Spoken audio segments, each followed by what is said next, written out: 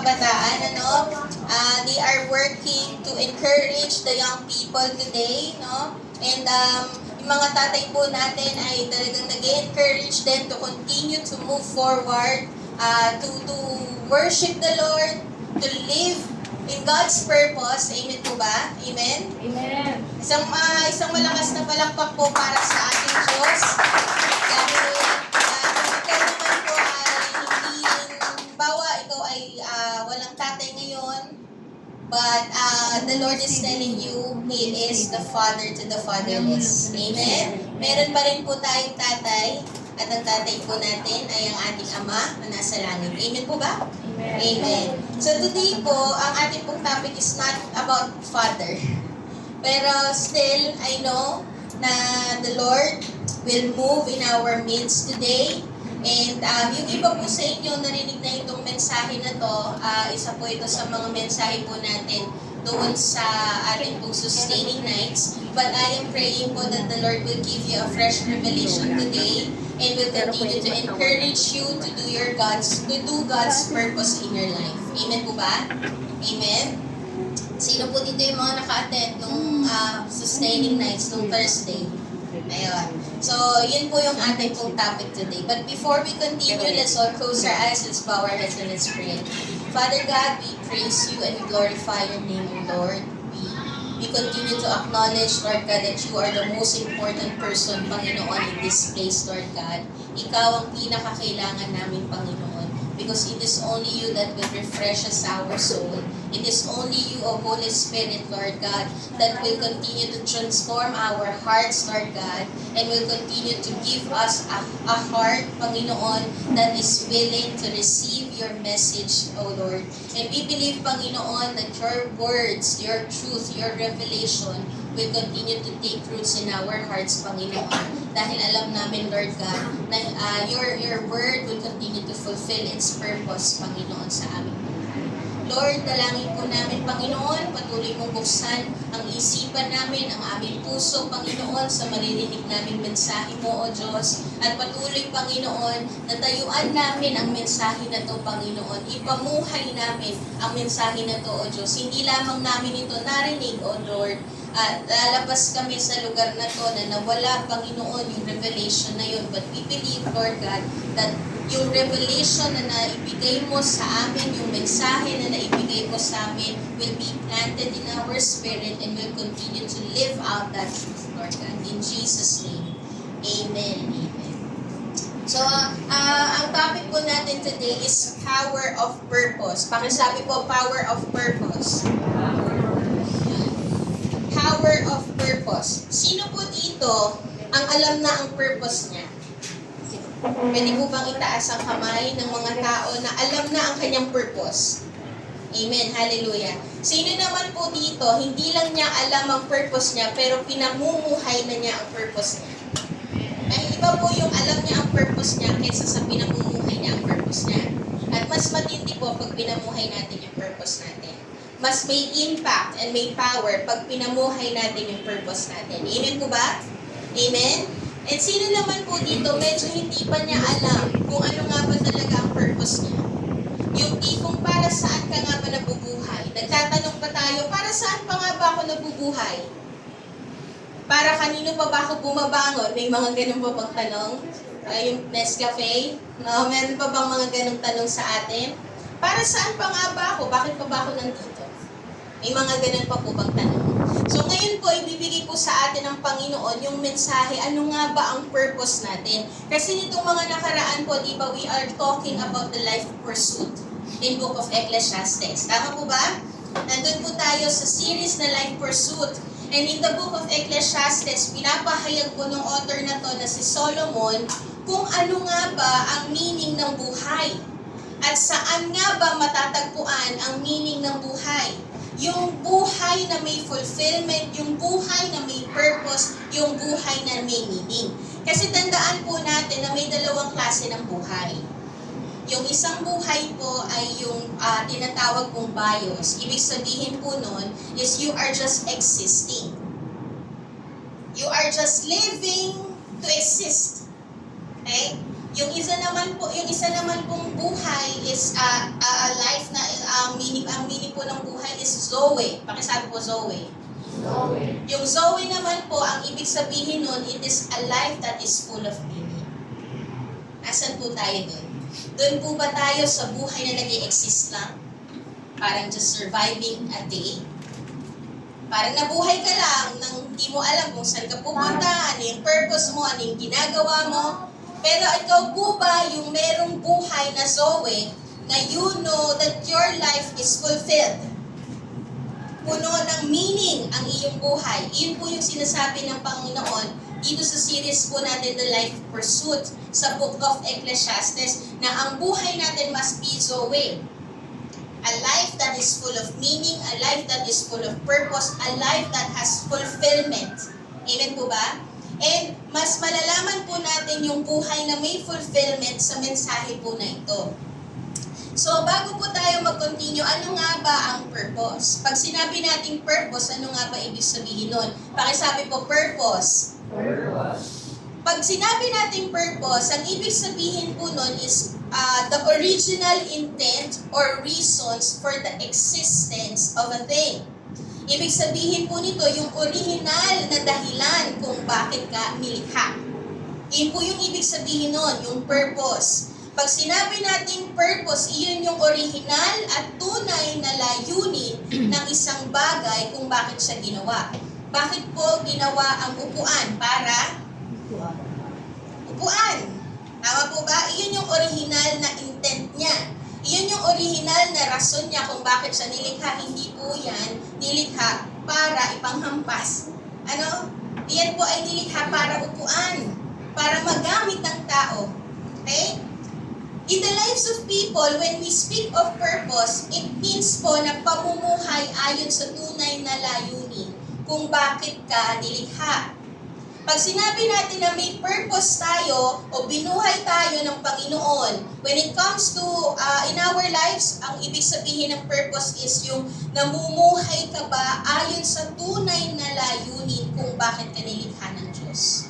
Nandoon ka ba sa original intent ng Diyos sa buhay mo? Nandoon ka ba sa original na dahilan kung bakit ka inilikha ng Panginoon? Ano ang dahilan kung bakit ka nabubuhay? Pakisabi sa katabi, ano ang dahilan mo? What's your purpose? Ano? Bakit ka nga ba nilikha ng Panginoon? Okay? Isang halimbawa na lang po itong ballpen na to. Itong ballpen na to, para saan po ito? Kala ko panundot. Panulat po ito. Okay? Minsan po, itong ballpen na to, nagagamit ko po ito pangapon sa likod. Okay? Kasi may times po na hindi ko talaga kayang abutin yung likod ko. Pero alam niyo po ba, sa mga pagkakataon na hindi tama ang paggamit natin sa ballpen, nasasayang po yung ballpen. Tama po ba? Nasasayang ang dahilan ng ballpen kung bakit po siya nilikha. Tama po? Kung ginagamit lang po natin ito panundot or ginagamit natin ito panghamot sa likod, sayang ang dahilan ng ballpen kung bakit siya nilikha. Lalong-lalo na ang pinaka-importante po sa ballpen na to ay yung nasa loob. Yung tinta. Tama po? Tama po ba? Ang pinaka-nasasayang po na dito sa ballpen kapag hindi siya nagagamit ng tama, ang pinaka-nasasayang yung nasa loob.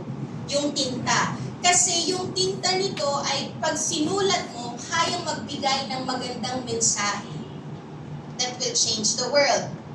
Kagaya ni Jose Rizal. Diba? Tama po ba?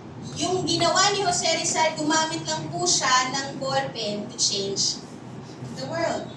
To change our nation. Diba? So kung pangit ang paggamit natin sa ballpen, sayang yung nasa loob. Tama po? Ganon din po sa buhay natin. Kapag hindi mo alam ang purpose mo kung saan-saan mo lang yan gagamitin. Kagaya nitong ballpen, kung hindi ko alam na panulat to kung saan-saan ko lang to gagamitin. Pangamot, pangsundot lang, no? Pero whenever, yun yung mangyayari when you don't know your purpose, you will misuse your life. Amen? Whenever purpose is not known, misuse is expected. Kapag hindi mo alam kung saan, para saan ka, or para saan ang isang gamit or ang isang bagay, ang tendency mo kung saan-saan mo lang siya gagamitin. And hindi po niya na-fulfill yung kanyang purpose. When we don't know our purpose in life, we may misuse our lives, mamumuhay tayo sa mga bagay na walang saysay. Kagaya na lang po nung buhay ni Solomon doon po sa Book of Ecclesiastes. Nung nawala siya sa tunay na purpose niya, bakit siya itinalaga ng Diyos na maging hari ng Israel, kung saan-saan na lang po niya ginamit ang yaman niya, ang talino niya, ang kanyang buhay. Kapag nawala ka sa tunay na purpose mo, mangyayari sa'yo, ang buhay mo ay magiging walang saysay. Kapag hindi mo na alam at pinamumuhay ang purpose mo, kung saan-saan ka na lang matatagpuan. Kung ano-ano na lang ang gagawin mo. And you don't know, when you don't know your purpose, your life will never be fulfilling. Amen po ba?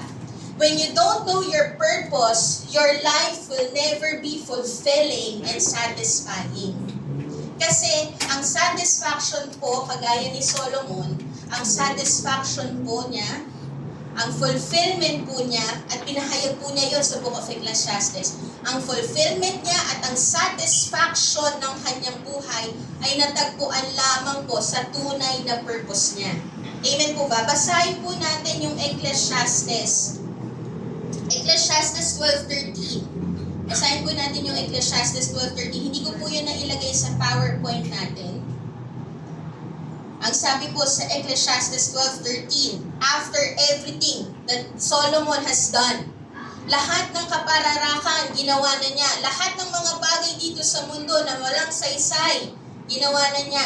Yung pag-pursue ng money, yung pag-pursue ng trabaho para sa sarili niya, yung pag-pursue ng mga relationships na hindi naman ayos sa kalooban ng Diyos. Yung mga bagay na dito sa mundo, pinursu na po niya yun. Pero at the end of his life, he realizes na ang kanyang buhay ay walang saysay. At natatagpuan po niya na ang pinaka-fulfillment ng kanyang buhay ay matatagpuan lamang po sa Panginoon. Amen po ba? Sa Ecclesiastes 12:13-14 ang sabi po dito. 13, then the end of the matter, andyan po ba? The end of the matter, all has been heard. Lahat na narinig niyo na sa akin. Yung mga na-experience ko, nalaman niyo na walang saysay yung mga experience ko dito sa mundo, yung mga bagay na pinursu ko. Pero at the end of my life, fear God and keep His commandments, for this is the whole duty of man. Ang pinaka-duty ng isang tao na magkakaroon ng fulfillment sa kanyang buhay is to fear God and to do His commandments. Yun po yung pinaka-fulfillment na buhay po sa Kanya. Okay? Tandaan po natin na meron pong inilagay ang Diyos sa buhay natin bilang mga Kristiyano. Bilang mga Kristiyano, meron pong inilagay ang Diyos sa buhay natin, and that is His power and His presence. Andiyan po ang banal na spirito na nanahan sa ating buhay. Hindi po niya yan inilagay sa'yo para gamitin mo sa pansarili. Hindi po natin naranasan ang comfort ng Panginoon para lang makomportable tayo, kundi para i-comfort ang iba. Hindi po tayo binigyan ng pagpapala ng Panginoon para maranasan mo lang yung pagpapala and to enjoy the blessing, but to be a blessing to other people. Hindi po natin naranasan yung kapangyarihan ng Diyos. Diba, may pagkakataon po na every time po that we gather together, we experience the power of the Lord. Amen po ba? Hindi po hinahayaan ng Panginoon na mapuno ka ng kapangyarihan ng Diyos at maranasan mo ang kapangyarihan ng Diyos para maranasan mo lang. Iyan po ay gagamitin mo sa labas para paglingkuran ng Panginoon. Para papurihan ng Panginoon. Para gamitin sa layunin ng Diyos. Amen po ba? Kagaya ng ballpen, sayang yung tinta niya kung hindi nagagamit ng tama. Ganon din po ang buhay natin. Sayang yung karanasan mo dito sa loob kung hindi ka nagagamit ng tama. At hindi ka nagagamit ng Diyos. Amen po ba? Sayang ang buhay natin kung matatagpuan tayo sa maling lugar at hindi natin nagagampanan ang tamang layunin ng ating buhay. Amen po ba? The Lord didn't put something great and valuable in your life for you just to waste it. So don't waste your life. Pakisabi sa katabi, don't waste your life. Because you have a purpose. Amen? Pakisabi po sa katabi ulit, you have a purpose. May inilagay ang Diyos sa buhay natin na matindi. At hindi po yan inilagay ng Diyos para sayangin lang. Pakisabi po ulit sa katabi, may matinding inilagay ang Diyos sa buhay natin. Amen? Huwag po natin sayangin. We have a purpose. Isa po sa tanong ng karamihan sa atin is, what is my purpose in life? Tama po ba? One of the pinaka question talaga ng buhay natin is, what is my purpose in life? Diba? But kailangan po nating baguhin ang tanong na yun. Ang kailangan po nating itanong sa sarili natin is, what is God's purpose for my life? Ano ang purpose ng Diyos? Kasi ang Diyos ang lumikha sa atin, kaya ang Diyos din, kaya dapat naka-align sa Diyos kung ano ang purpose natin, kung ano ang layunin natin. Because your purpose is not about you. Amen po ba? Your purpose is not about you, it is about God. Amen? It is not about what you want, but it is about what God wants. Iyan po ang dahilan kung bakit tayo nabubuhay, hindi dahil sa kung ano ang nais natin, kundi sa kung ano ang nais ng Diyos. Amen? Your purpose is not focused on your dreams and your plans. Kailangan ang purpose, ang dreams mo, ang plans mo ay naka-align sa kung ano ang purpose ng Panginoon. It is focused on God's plan and calling for your life. Because kagaya po ng mga gamit, kagaya ng gamit, ang pinaka nakakaalam ng purpose natin at full potential natin is yung kung sino ang nag-invent. Tama po ba? Kung halimbawa na lang po yung sasakyan na Ford, sino po ang pinaka nakakaalam ng full potential and purpose ng Ford na sasakyan? Si Fern. Sino po? Sino? Siya, okay. Sino? Si Ford. Kasi si Ford yung nakapangalan. Si Henry Ford. Tama po ba? Kasi yung Ford na sasakyan, iyon yung tatak. Nakatatak sa kanya kung sino yung owner niya. Nakatatak sa kanya kung sino yung inventor niya. Tama po ba? Sino yung nag-invent? So, ang pinaka nakakaalam ng purpose mo, ang pinaka nakakaalam ng full potential mo ay kung sino ang nakamarka sa'yo. Sino ang nakamarka sa atin? Panginoong Jesus. Like what we have discussed last week, na you are not just carrying your purpose, but you are carrying His presence. You are carrying the presence of God. You are carrying the name of God.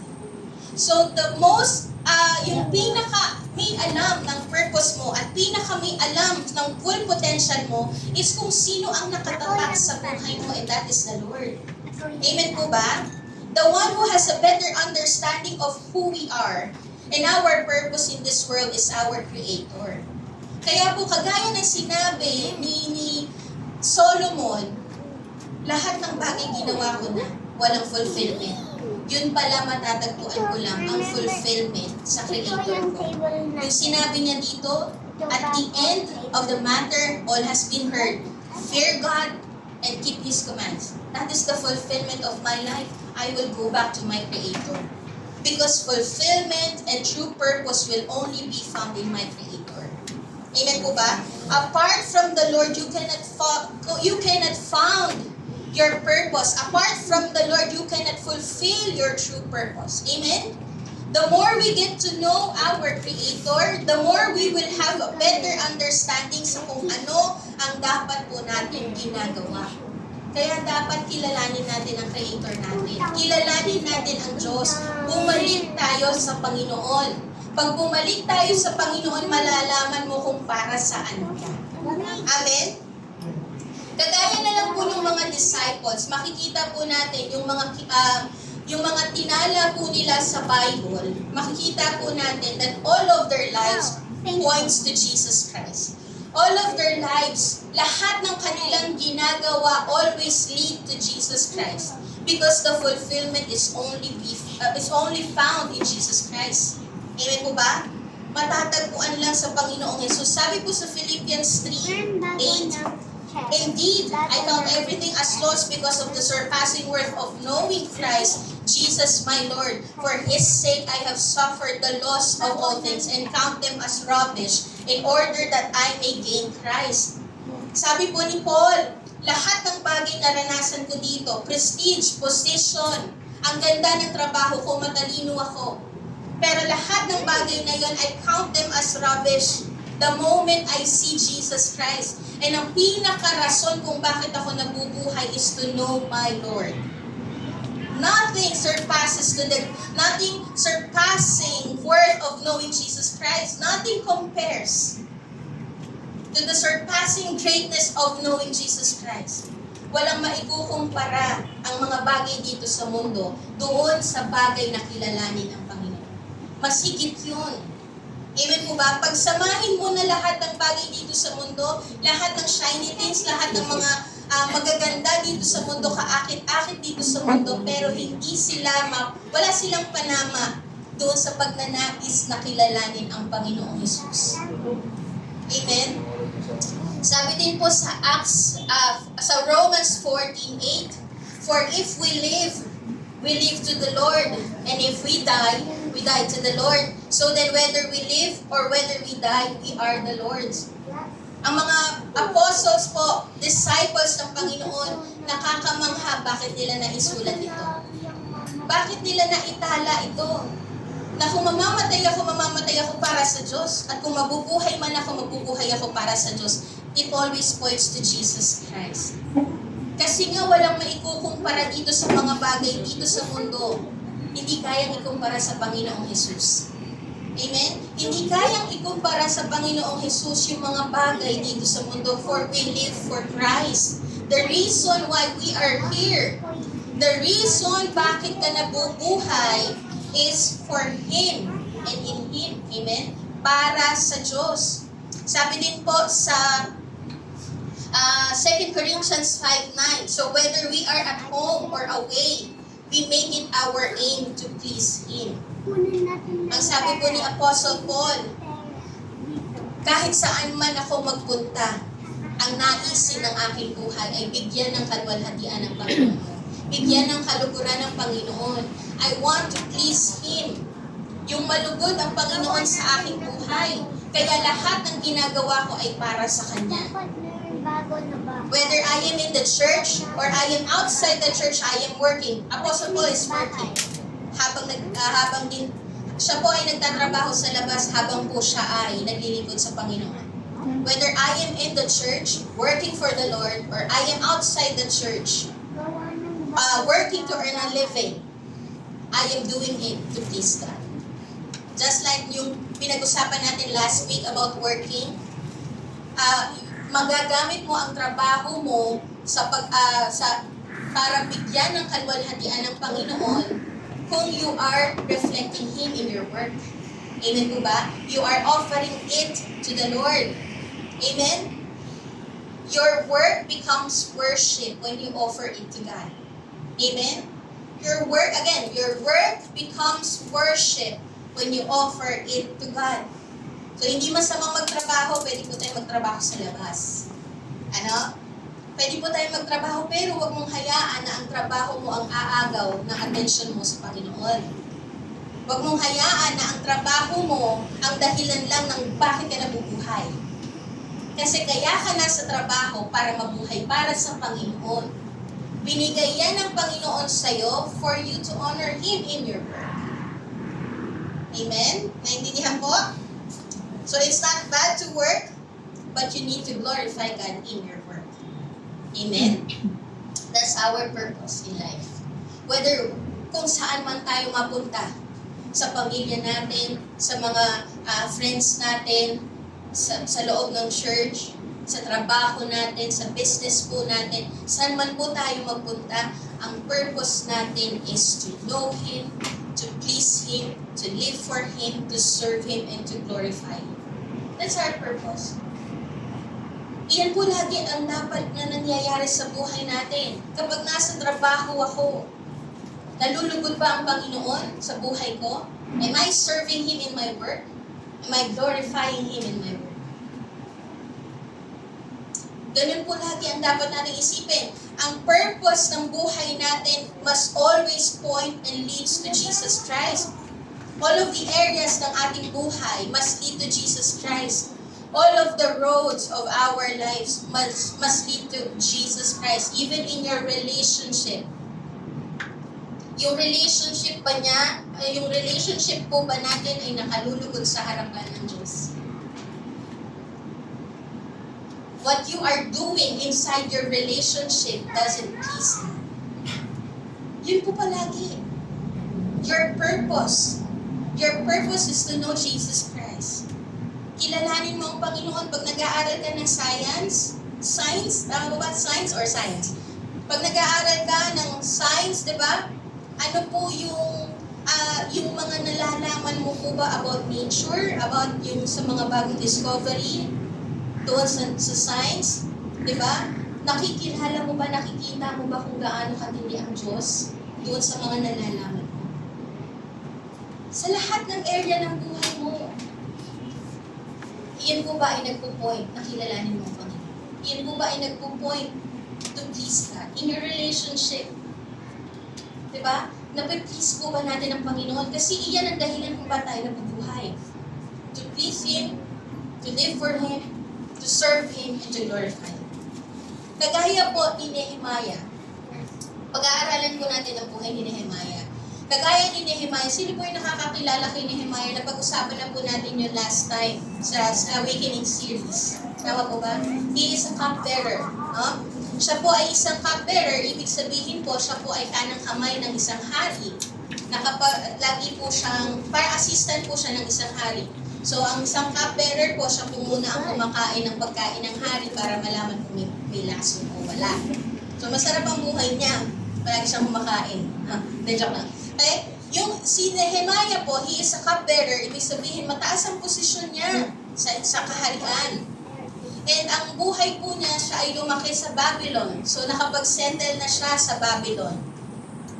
Iyon po yung buhay ni Nehemiah. But when the Lord called him to do God's purpose, nung tinawag po siya ng Panginoon to rebuild the wall, he left everything behind. Si Nehemiah, ang ganda ng posisyon sa Babylon, ang ganda ng buhay, komportable ang buhay, convenient ang buhay niya. Si Nehemiah, nakapag-settle na siya, maybe meron na siyang mga naipundar sa Babylon, bahay, lupa, okay? Business, pwedeng ganon. Lahat nandoon na sa lugar ng Babylon. But when the Lord called him, nung tinawag po siya ng Panginoon to go to Jerusalem and to rebuild the wall of the Lord in Jerusalem, he left everything behind. Iniwan po niya yung comfort niya, iniwan niya yung convenience niya because he sees the importance and the weight of God's purpose in his life. Lahat ng mga bagay na mukhang convenient at comfortable sa buhay niya, iniwan po niya yun lahat kasi mas nakita niya yung importansya at kabigatan, kahalagahan ng pagkatawag ng Diyos sa buhay niya. Ganun niya nakita yung pagkatawag ng Diyos sa kanya. Ganun niya nakita yung pamumuhay para sa Panginoon. Yung purpose niya. Ganun po ba natin nakikita ang purpose natin? That it is so important that we can sacrifice everything. Ganun po ba yung nakikita natin sa ating purpose, sa pagkatawag sa atin ng Diyos? That it is so important, napakabigat ng pagkatawag sa atin ng Panginoon. Kaya even though you are now in comfort zone, iiwan mo yung comfort zone mo. Kasi alam po ni Nehemiah that doing God's purpose will never be easy. Ganon din po sa atin. It will never be easy. Yung purpose na pinagagawa sa atin ng Panginoon is never easy. There will be a lot of pressure. There will be a lot of sacrifices. Pero si Nehemiah, nagpatuloy pa rin po siya kasi he wants to fulfill God's purpose in his life. Kasi nakita po niya na yung fulfillment ay hindi na niya matatagpuan sa Babylon. Nakita po niya na ang fulfillment ng kanyang buhay, ang satisfaction ng kanyang buhay ay gawin ang pagkatawag ng Diyos sa kanya. Amen? Ganun po ba natin nakikita itong sinasabi ng Panginoon? Ganun po ba natin nakikita yung bigat ng pagkilala sa Panginoon? Yung importansya ng pagbibigay ng kalwalhatian sa Diyos. Kaya I will live my life in holiness. Ganun po ba natin nakikita? Yung purpose natin, yung bigat to live for Christ and to serve Christ. Amen? I am praying that we will be like Nehemiah. And hindi po niya yun nagawa on his own. It is the power of the Lord that gives him the strength to leave everything behind and to pursue God's purpose. Amen? Amen po ba? Nabibigatan na po ba kayo sa mensahe? So bakit nga ba? Bakit po importante ang purpose ng Panginoon sa ating buhay? Bakit po importante na malaman natin ang purpose to know Christ, to please Christ, to live for Christ, to serve Christ, to glorify Christ? Bakit importante? It is because it firms our preparation, it fixes our priority, it fuels our perseverance. Iyon po yung dahilan kung bakit importante ang pamumuhay sa layunin ng Diyos. It firms our preparation. Pakisabi po, firm our preparation. Fix our priority. Fuel our perseverance. Amen. So, in firming our preparation, why is important na malaman natin ang purpose natin for it firms our preparation? Sa Nehemiah 1:4, ang sabi po dito, as soon as I heard these words, I sat down and wept and mourned for days, and I continued fasting and praying before the God of heaven. So kung babasahin po natin yung previous verses po nito, dito na po nalaman ni Nehemiah yung kanyang pagkatawag, yung panawagan ng Diyos sa kanya, na i-rebuild yung wall. Merong pinadala ang Panginoon na servant kay Nehemiah, na ang sabi, nanganganib ang bansang Israel. Yung bansang Israel is in disgrace right now. Kasi hanggang ngayon, hindi pa rin nabibuild yung wall. Yung wall ang protection ng bansang Israel. So nakita niya yung importance ng pagre-rebuild ng wall, nagkaroon po siya ng burden sa kanyang buhay. Nagkaroon ng burden sa kanyang puso na kailangan kong gawin itong pinagagawa ng Diyos to rebuild the wall. So nung meron na pong specific na pinagagawa ang Diyos sa kanyang buhay, nakita po natin dito that as soon as I heard, nung malaman ko yung purpose ko, ano po yung ginawa po niya? He wept and he fasted and he prayed. Iyon po yung ginawa niya, nag-prepare muna siya. Hindi po siya agad-agad sumugod. Nung nalaman niya na kailangang i-rebuild yung wall, yes, it is urgent, pero hindi po siya agad-agad sumugod dun. When the Lord put that burden in his heart to rebuild the wall, hindi po siya agad pumunta sa Jerusalem to rebuild the wall. Okay? Hindi po siya nag-delay ng obedience niya, but what he did is he prepared. Nag-prepare po siya. Inihanda niya ang kanyang sarili. So, when he heard that he has a purpose, he need to properly prepare for that purpose. He need to properly prepare to fulfill that purpose. Kailangan po niyang maghanda kasi napakalaki ng purpose niya. Kailangan niyang maghanda kasi napakalaki at tindi na kailangan niyang gawin. Paghahandaan po niya. Tandaan po natin that appointing and anointing doesn't cancel preparation. Hindi po ibig sabihin na in-appoint ka ng Panginoon to do a specific task. Hindi po ibig sabihin hindi ka na magpe-prepare. Hindi po ibig sabihin na in-anoint ka ng Diyos, hindi ka na magpe-prepare. Being anointed to do a specific purpose doesn't mean to neglect preparation. Kailangan mong maghanda. Ano po ulit yung ginawa niyong paghahanda? What? Ano po? He prayed and he fasted. He prayed. Nanatili po siya na umaasa sa Panginoon. He seek God first. Nalaman niya na may kailangan siyang gawin. But ang una po niyang ginawa is to seek God first. Unahin muna ang Panginoon. Unahin muna na humingi ng tulong sa Panginoon. Hindi po siya agad humingi ng tulong sa iba. Kailangan ko ng ganito, kailangan ko ng ganyan, kailangan ko ng mga materyales para makapag-rebuild ng wall. Hindi po muna siya pumunta sa ibang tao. Ang una niyang pinuntahan para humingi ng tulong at kalakasan ay ang Panginoon. He seek God first and he abides in the Lord to fulfill that purpose. Nanatili muna siya sa Panginoon. Pananatili ang kanyang ginawa. Because the purpose of the Lord in Nehemiah's life is above his capability. Napakalaki. Ang purpose po natin sa Panginoon ay napakalaki. Napakatindi.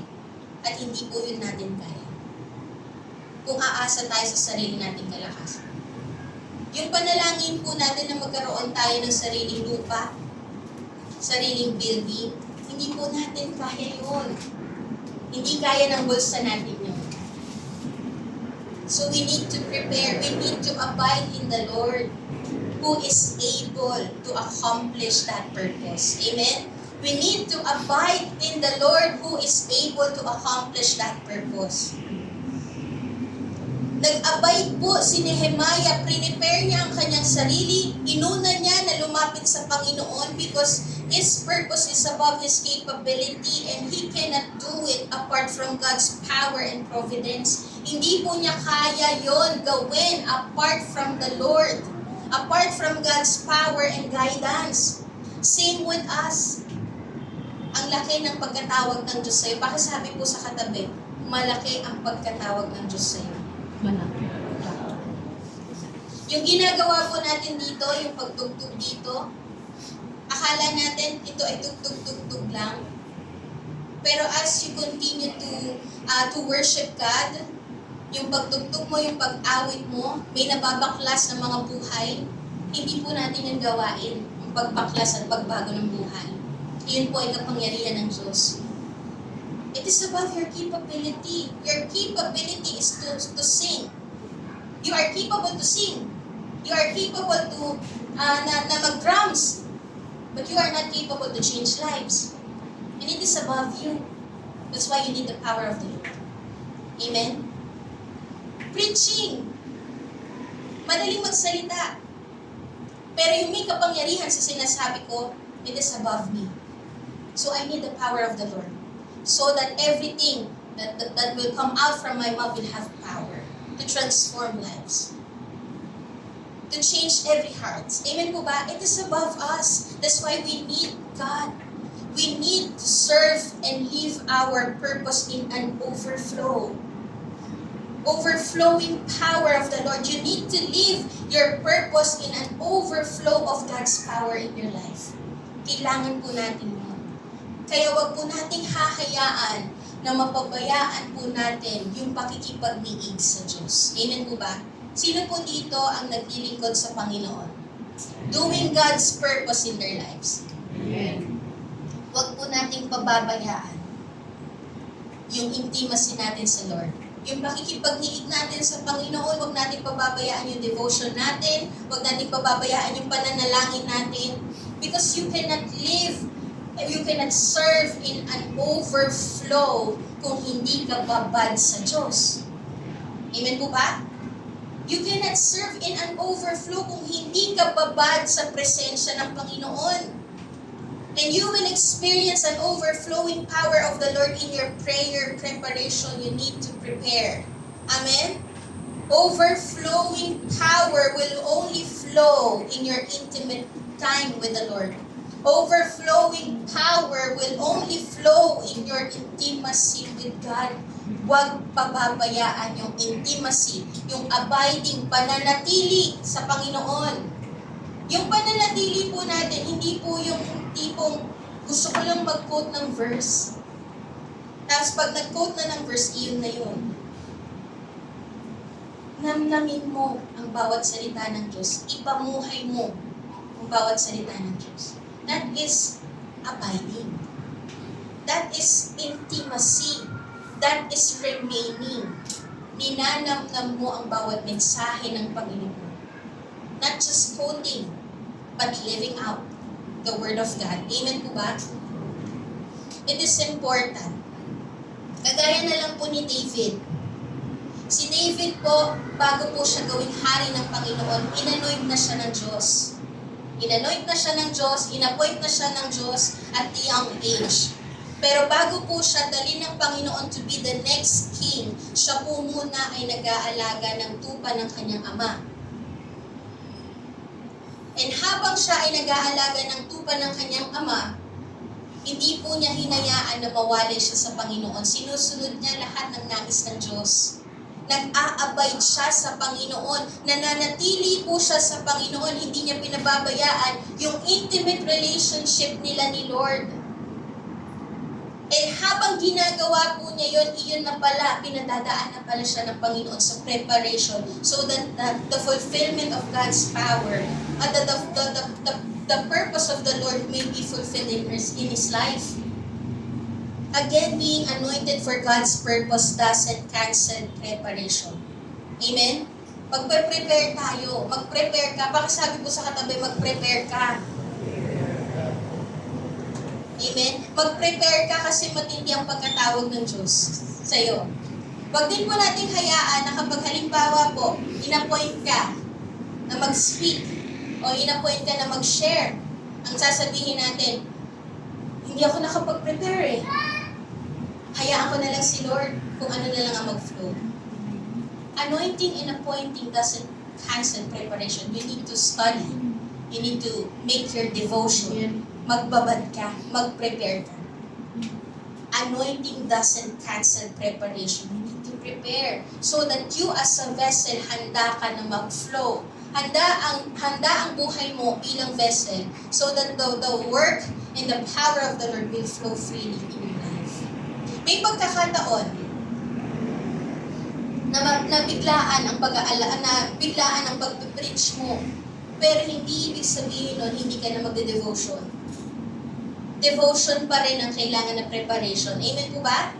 Amen? Amen? You need to prepare kasi malaki ang pagkatawag ng Diyos sa'yo. Mag-prepare ka kasi mahalaga ang purpose na inilagay ng Diyos sa'yo. Mahalaga ang task mo, kaya magpe-prepare ka. Amen po ba? Pakisabi sa katabi, mahalaga ang task mo. Mag-prepare ka. Bilang vessel, you need to be a prepared vessel. Amen? Amen po? It fixes also your priority. Pangalawa, it fixes your priority. When you are doing God's purpose in your life, the enemy will send you a distraction. Remember that. Kapag ikaw, ginagawa mo yung nais ng Panginoon sa buhay mo, the enemy will do everything to drift you away from your purpose. Madaming nadidistract ng mga Kristiyano. Minsan may ilalatag ang kaaway sa harapan mo that seems good in your eyes. Yung parang nakakaakit. Wala pong inilagay ang kaaway sa buhay nyo na hindi nakakaakit. Kagaya na lang po ng buhay ni Solomon. Merong mga bagay sa buhay niya na magagandang bagay. Money, relationship, work, position. Pero lahat ng yun, ginamit ng kaaway to distract him para umalis siya sa purpose niya to know God, to please God, to live for Christ, to serve God, and to glorify God. Wala pong ilalatag ang kaaway sa atin na pangit. Laging maganda para maakit ka so that you may be distracted. Kagaya ni Nehemiah, sa Nehemiah 6:2, basahin po natin. Sanballat and Geshem sent to me, saying, Come and let us meet together at Hakkephirim in the plain of Ono. But they intended to do me harm. Meron pong invitation si Sanballat and si Geshem na mag-meet sila Si Geshem po, si Sanballat po, sila po ang nag-o-oppose kay Nehemiah na i-build ang wall. Pero ito pong meron pong ibang ginawa po sina Sanballat and Geshem dahil hindi po sila magtagumpay sa iba nilang plano. May isa na lang silang ginawa. Ayain natin si Nehemiah para tumigil siya sa ginagawa niya. Iyon na lang. Bigyan natin ng magandang imbitasyon si Nehemiah para mahinto, madelay yung ginagawa nilang rebuilding the wall. And Nehemiah, alam ni Nehemiah na kapag ginagawa niya ang kanyang purpose, he will deal with the greatest enemy of his purpose, and that is distraction. Yung distraction. When you are living your purpose, ganun din sa buhay natin, sometimes the enemy will distract you with things that seems good. Yung mga opportunities na parang maganda, pero hindi galing sa Lord. Yung mga opportunities na parang okay siya, pero distraction pala ng kaaway. Tandaan natin that not all opportunities are God's open door. Sometimes, it's the enemy's destruction. Kapag ginagawa mo po ang purpose ng Lord sa buhay mo, sino po ulit ang gumagawa ng purpose ng Diyos sa buhay nila? Taas po ang kamay. Wala na po ba? Parang nawala yung mga gumagawa ng purpose ng Lord. Taas po ang kamay ng mga gumagawa ng purpose ng Diyos. Amen. Kapag ginagawa mo ang purpose ng Diyos, minsan po, nilalatagan ka ng kaaway to distract you. Kasi ayaw niyang magpatuloy ka. May mga nilalagay ang kaaway sa buhay natin ng mga distraction para gawin mo na ang lahat, wag lang ang purpose ni Lord. Gawin mo na ang lahat, wag lang yung purpose ni Lord sa buhay mo. Pero alam niyo po, kapag alam mo yung purpose mo, kapag alam natin yung purpose natin, alam natin yung kung bakit tayo nabubuhay, malalaman mo rin po kung kailan ka magsasabi ng hindi. Kung kailan ka magde-decline. Okay? You will know when to say no. You will learn to say no from the things na hindi align sa purpose mo. Amen? Amen po ba? Alam niyo po ang sikreto para hindi ka ma-distract? Alam niyo po ang sikreto? 2 letter lang. No. You must learn to say no from the things na hindi align sa purpose mo. Yung mga nilalatag ng kaaway sa buhay mo, pag alam mo ang purpose mo, madidiscern mo na yung mga nilalatag ng kaaway sa buhay mo, may it seems good, pero it is only a distraction. So you need to learn when to say no. Niyaya ka ng barkada mo pag Sunday, a-attend ng morning service. Alam mo ang purpose mo to worship God on the Sabbath day. Niyaya ka ng barkada mo, tara. Sabado ng gabi, tara mag-inuman tayo. Pag alam mo ang purpose mo, ang sasabihin mo sa barkada mo, no, may worship service kami bukas. Unang-una pa lang, no, kasi hindi ako nag-iinom. Amen? Unang-una pa lang, no, kasi ayokong masira ang aking buhay because I want to please God with my body. So I will say no to any alcoholic drinks. You will learn to say no doon sa mga bagay that will only distract and destroy your life in fulfilling God's purpose. Amen po ba? Amen? Kagaya po ni Nehemiah, dahil alam niya ang kanyang purpose. Alam niya kung ano ang isasagot niya sa distraction. Amen po ba? Alam niya ang kanyang sasagot sa distraction at ang sasagot niya sa distraction is this, sa Nehemiah 6:3. And I sent messengers to them saying, I am doing a great work and I cannot come down. Ano po yung sinabi ni Nehemiah? Ano po yung sinabi niya?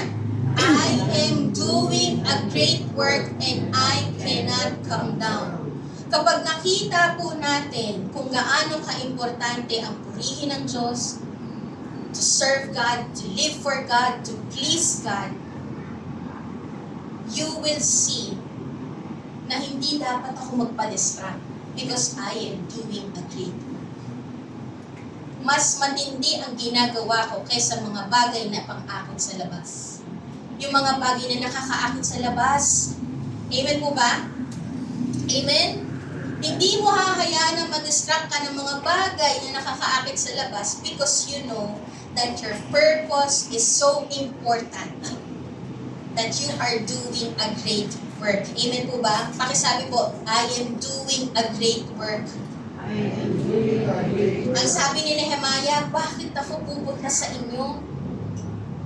Yes, parang nakikita ko ang ganda ng invitation nyo, pero bakit ako pupunta sa inyo? I am doing a great work. Bakit ko kayo pagbibigyan? Ang pinagagawa sa akin ng Diyos, ang pinagagawa nyo sa akin ay hindi pinagagawa ng Diyos. Kapag nakita natin na yung mga bagay na nangyayari sa paligid natin at yung pinagagawa ng mga tao sa buhay natin ay hindi pinagagawa ng Diyos, because you know your purpose, you will know your priority. Uunahin mo si Lord. Amen po ba? Uunahin natin si Lord so we will say no to any distractions. Amen po ba? Amen? Sabi po, ganun din po yung pagtingin ni Paul sa kanyang pagkatawag, sa purpose niya. He sees the importance in the weight of doing God's purpose. Kaya hindi po niya pinababayaan ang kanyang pagkatawag. Pinaglalaban po niya. Hindi niya pinagpapaliban. Amen po ba? Sabi po sa 1 Corinthians 9:24 to 27. Ano po yung sabi doon?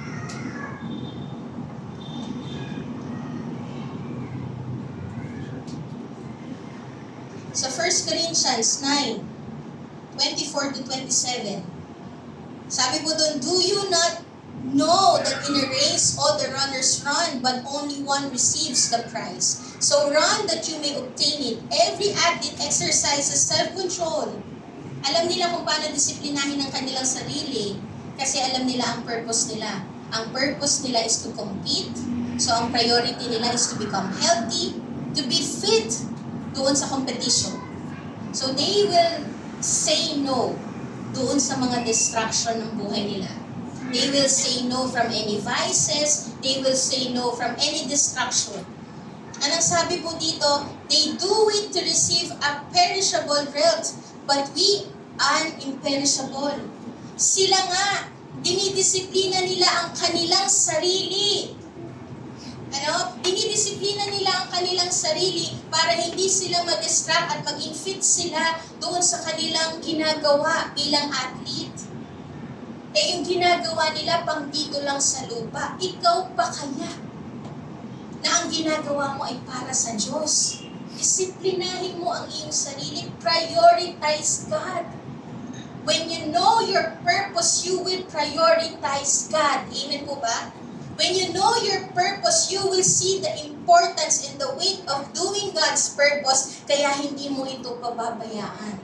Hindi mo po ito ipagpapaliban, ipaglalaban mo to. Ipaglalaban mo yung knowing Christ, ipaglalaban mo yung living for Christ, ipaglalaban mo yung serving Christ, ipaglalaban mo yung pleasing Christ. Amen po ba? When you know your purpose, it will fix your priority. Kapag alam mo ang purpose mo, gagawin mo ang mga bagay na naka-align sa purpose mo. Amen po ba? Amen? So stop pouring your life on the things that is not meant for your purpose. Stop pouring your life on the things that is not meant for your purpose. When you know your purpose, it will lead you to prioritize one thing, and that is Jesus. Kagaya po ni Martha, sabi po sa Luke 10:41. Luke 10:41 to 42.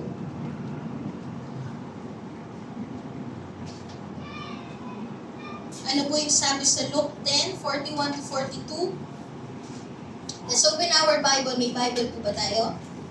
Luke 10:41 to 42. Ang sabi po ni Martha, Ang sabi po ni Lord kay Martha, but the Lord answered her, Martha, Martha, you are anxious and troubled about many things, but one thing is necessary.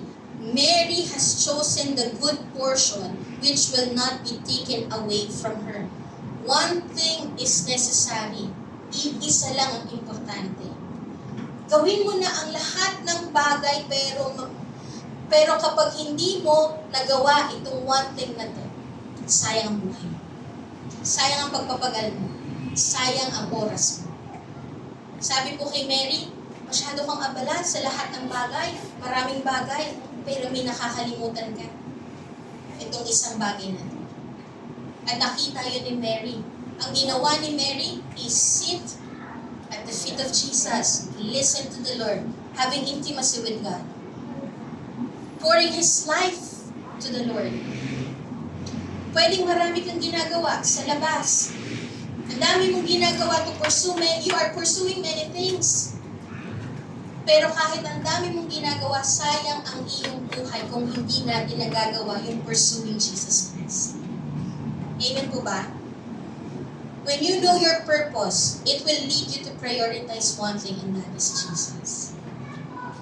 Lagi nating sasabihin, ito bang ginagawa ko, is this leading me to Jesus Christ?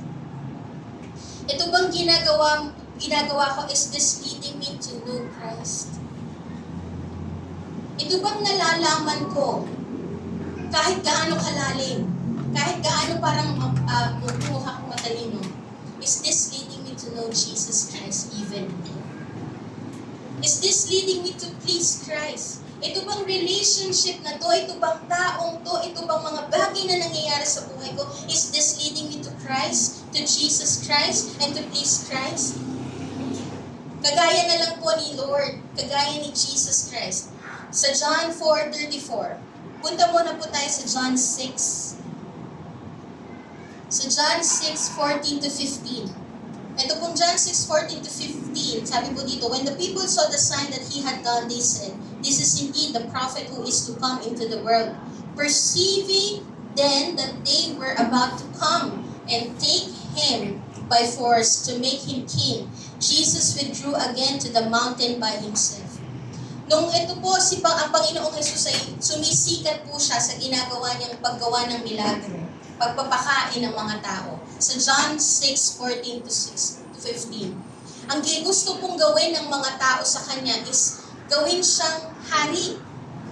Pilitin siya. Forcing Him to be the king. Pero dahil hindi iyon ang purpose niya, dahil hindi po iyon ang purpose ng Panginoon, He withdrew from the people. Ganun din po sa atin, kapag hindi iyon ang purpose ni Lord, withdrew from the people, that is not meant for your purpose. Amen po ba? Withdrew from the people who will just take you out from your purpose. Ganun po yung ginawa ng Panginoon eh.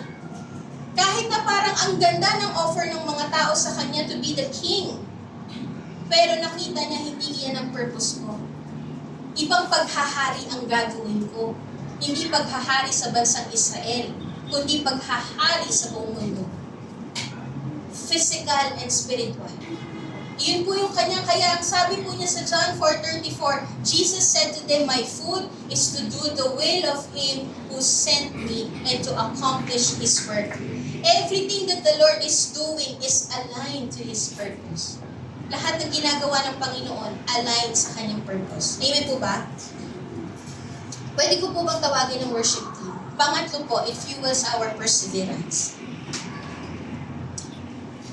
Sa Nehemiah 4:7-8, but when Sanballat and Tobiah and the Arabs and the Ammonites and the Ashdodites heard that the repairing of the walls of Jerusalem was going forward and that the breaches were beginning to be closed, they were very angry. Nagkampi-kampi pa. Yung mga nag-o-oppose po kay Nehemiah, kumuha pa ng ibang kakampi para lang patikilin ang pag-rebuild ng wall. Nagkampi-kampi pa sila, si Sanballat, si Tobiah, si Arab, si Ammon, yung Arabs, yung Ammonites, yung Ashdodites. Nagkampi-kampi pa sila para lang pigilan si Nehemiah to rebuild the wall. And ang sabi po doon, sa Nehemiah 4:7-8, nandyan po yun.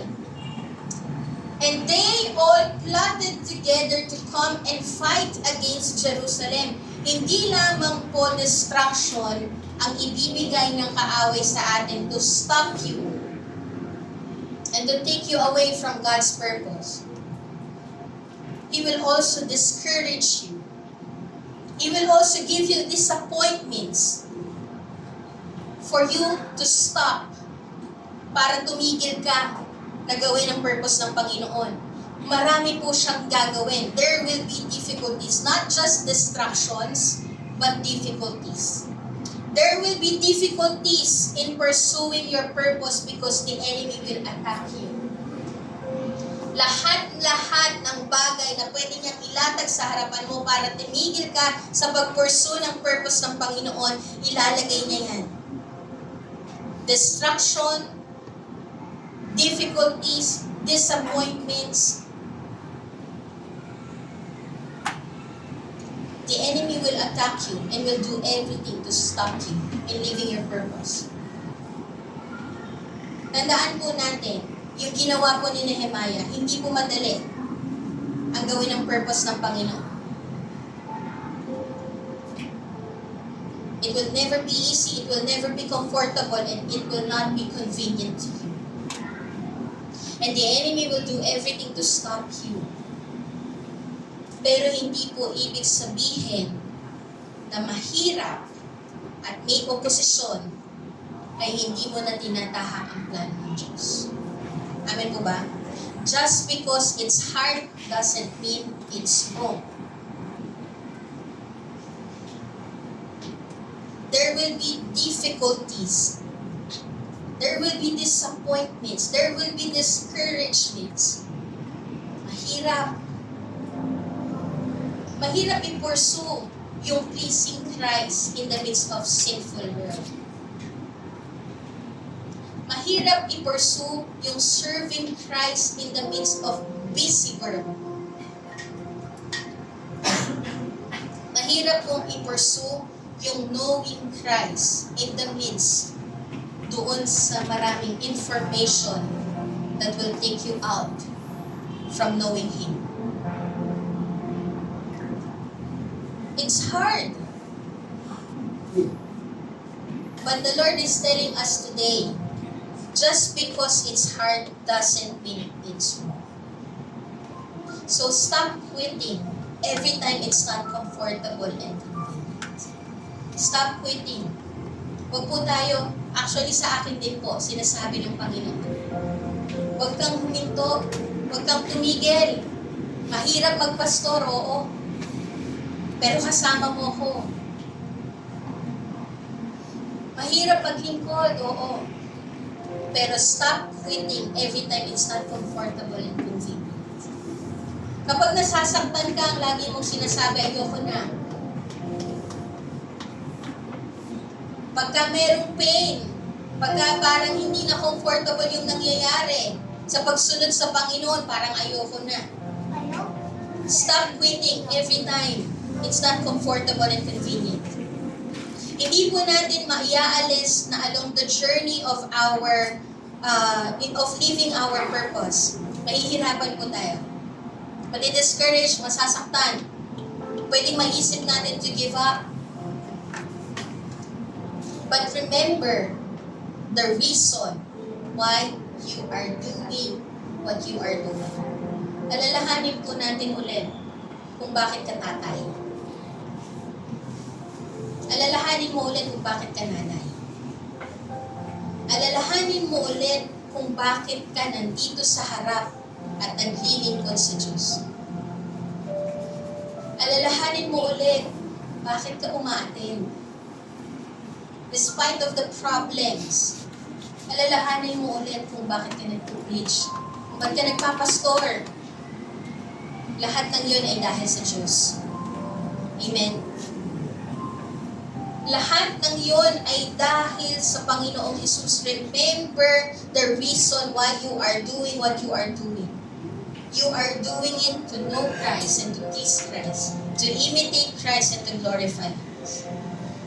Nothing compares to the surpassing worth of knowing Jesus Christ. Kasi alam natin that pursuing Jesus Christ is our greatest reward. Amen po ba? Ang greatest reward po natin ay hindi yung relationship. Ang greatest reward natin ay hindi po itong pulpito. Hindi po dahil nagsasalita ka sa pulpito, you are already rewarded. Hindi po ibig sabihin na tumatayo ka sa stage, you are already rewarded. Ang pinaka-reward po natin ay ang Panginoong Jesus. Hindi ang pulpito. Hindi ang drums. Hindi ang mic. Ang reward po natin ay ang Panginoong Jesus. At ang dahilan kung bakit natin ginagawa ang lahat ng ito ay dahil sa Panginoong Jesus. Amen po ba? Pwede po ba natin palakpakan ng Panginoong Jesus?